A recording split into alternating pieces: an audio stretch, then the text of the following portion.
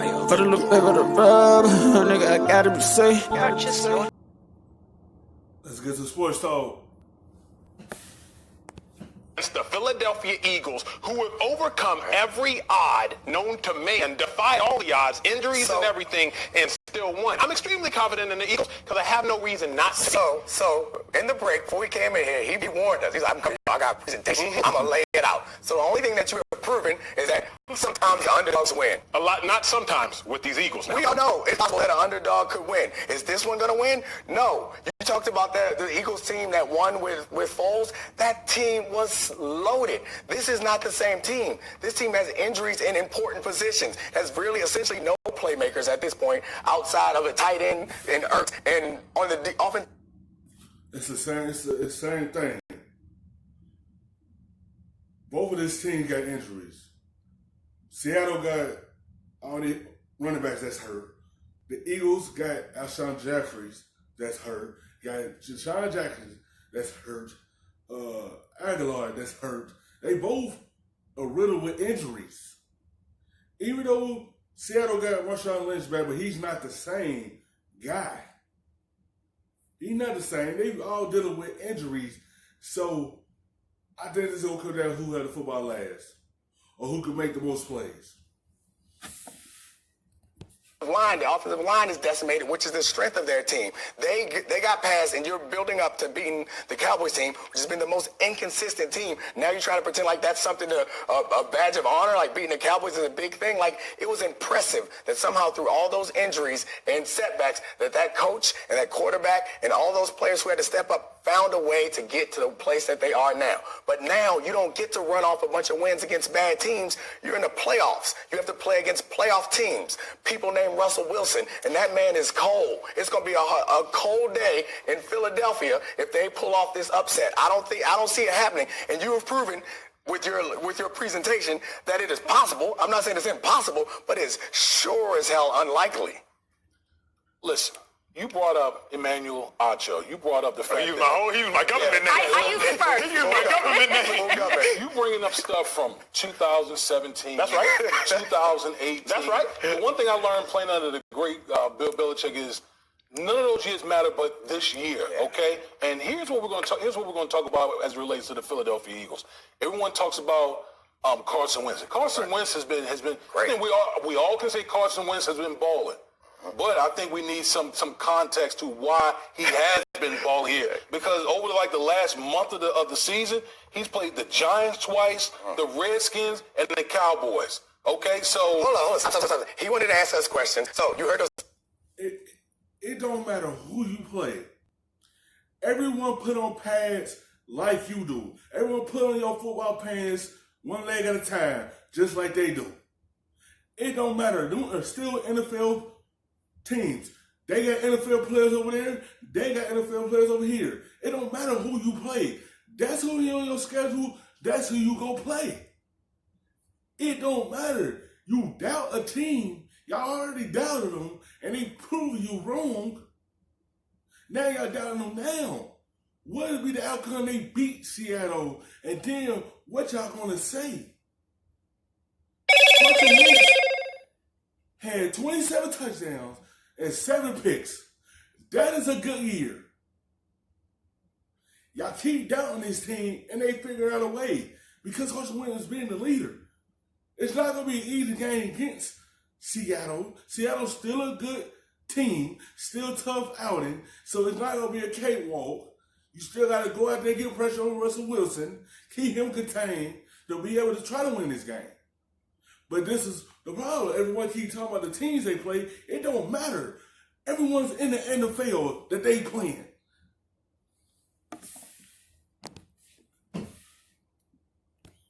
Name the good one. Okay, look now, you're not gonna be a Dak defendant and tell me that these Cowboys are sorry. Now, you're not. But let's not get sidetracked. He wasn't done. I just wanted you to answer the question. You have not answered it. He can't. My bad. He can't answer it. I'm sorry, David. Please finish. So, moving forward, okay, we're talking about a team in the Seattle Seahawks that has Russell Wilson as their quarterback. One of the best quarterbacks in the National Football League, a quarterback who was in the MVP race until basically the end of the season, to go along with Lamar Jackson. Did you know that Russell Wilson this year is 7-1 in away games? 7-1. As much as we laud the Seahawks for playing how well they play at home, he is 7-1. He has a better record in away games than he does playing at home. So it doesn't matter where the Seattle Seahawks play. They bring their game. Russell Wilson and Seattle Seahawks bring their game anywhere it goes. Go ahead. Defense. Who's going to deal with Jadeveon Clowney? Okay, with all the parts that the Philadelphia Eagles are missing on offense, and we're talking about, Greg Ward, a guy who's a former quarterback for the University of Houston. That's going to be a problem. That's why they need Peters to be healthy, to slow Peters down. Peters got to slow Clowney down. That's what they need. That's what injuries are just hurting them on that line. And it's just it's so much. And Russell Wilson, he's 7-1 on a road game. He's still, as long as they still got Russell Wilson, Seattle is a team that can make it for it. It's can you contain him? If you can't contain him and let him get outside the pocket, this is going to be in Seattle's hands right here. Long as number 3 in the backfield for Seattle, there's a different team. And he's a different player on the road as well. And he's basically, to go along with Dallas Goedert, they're the primary threats for the Philadelphia Eagle. And you talk about this team going against the Seattle Seahawks and Russell Wilson? Let me interrupt you, man. Let me tell y'all something. Everybody lauds Russell Wilson, and rightfully so, because Russell Wilson is that dude. And ever since Sierra and Russell Wilson joined up, his status has risen even more. But Russell Wilson without a running game is not the same Russell Wilson that everybody's familiar with. The Seahawks in their wins, they average 158 yards rushing. In their losses, they average 100 yards rushing. They lost Chris Carson. Marshawn Lynch, he's back, but that's a 33-year-old Marshawn Lynch who's had maybe one too many Skittles. So, with all that being said, Russell Wilson is a dog, but I'm just not convinced that the Seahawks are going to march in here and face a team that is the underdog. Not one of many underdogs, Neek. The underdog team that has overcome all laws, not just this year, but the year before and the year before. Not having running backs, I actually think that makes Seattle better. Because I think their coaching staff wants to be a ground and pound team when they have an air it out quarterback. They focus on the run, in my personal opinion, far too much. They have Lockett, they got Metcalf, and they got... That's one thing. Yeah, Marshawn Lynch ain't the same. But as long as they got Lockett and Metcalf, they are okay. As long as they got Russell Wilson throwing on the football, they are okay. They still be the same team with Russell Wilson. They almost won the game against San Francisco. It was just by an inch. That's it. They still the same team with him throwing the football. It's only thing I can say is, can the DBs for Philadelphia slow down Lockett and Metcalf and not let them get behind them? That's the only thing. You could get behind Seattle DBs and have them a long day because they have trouble with that. Letting players get behind them. Can they keep them in front of them and not let them get behind them? Russell Wilson, who is almost impossible to sack, he's got a pinpoint accurate arm. They're better off if they run the ball less. I'm happy. I'm not happy for any players being injured, but I'm happy if they're going to focus more on the passing game, especially going against the Eagles who don't have no corners. Who's going to guard anybody? All their corners are hurt. But statistically, you know this. If you don't have a running game, Neek, you play DB, you know this better than anybody sitting at this desk. You're one-dimensional. And the thing about the Seahawks is they're one-dimensional. If you don't have a running game... I would accept that. I would accept that if the quarterback was not Russell Wilson. Russell Wilson is not one-dimensional. Russell Wilson is 3, 4, 5, 6 dimensions and one... Yes, that's one thing, though. If they run game can't get going, he can still run. They still going to create some plays for him. They still do some read option with Russell Wilson. He still can run. That's one thing you cannot say. He's a playmaker.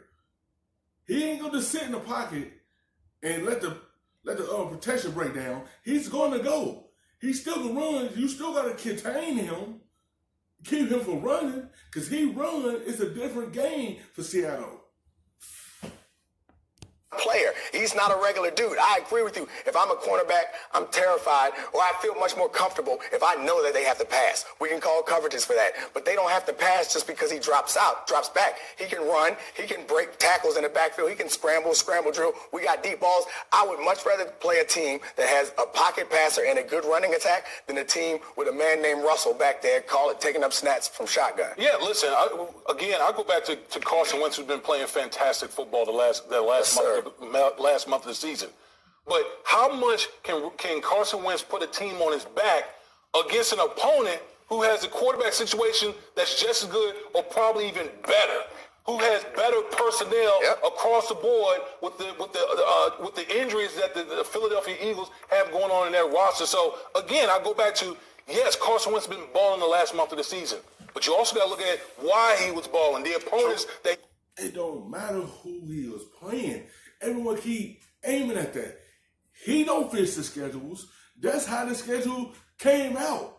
That's the way it is. Like I said, there were still NFL players that he played against. It don't matter. You still got to show up at the stadium and still play them. It don't matter. Only I can say is Philadelphia is riding a hot wave right now going into this playoff game. But you can't keep saying who they played. It don't matter who you play. They all put on equipment and all put on full pants like Carson Wentz do and the Philadelphians do. It's all NFL players. At the end of the day, it don't matter who they played. That's who's on their schedule. He was going against, and now that you enter in the playoffs, you're going against an opponent that they play defense. They can run the ball, and they got one of the best quarterbacks in the National Football League in Russell Wilson. To me, that's going to be too much to overcome for the Philadelphia Eagles. We're talking quarterbacks, but also I think the combination that's the most vital is quarterback plus head coach. Doug Peterson should get just as much credit as Wentz because that partnership seems to be the perfect marriage. Week 15 and on, the last 3 years, Doug Peterson, 12-2, and 12 of those games have been win or go home type of games. So Carson Wentz turns it on and Doug Peterson turns it on when the pressure's cooking, and the pressure's going to be cooking. I just can't bet against these Eagles.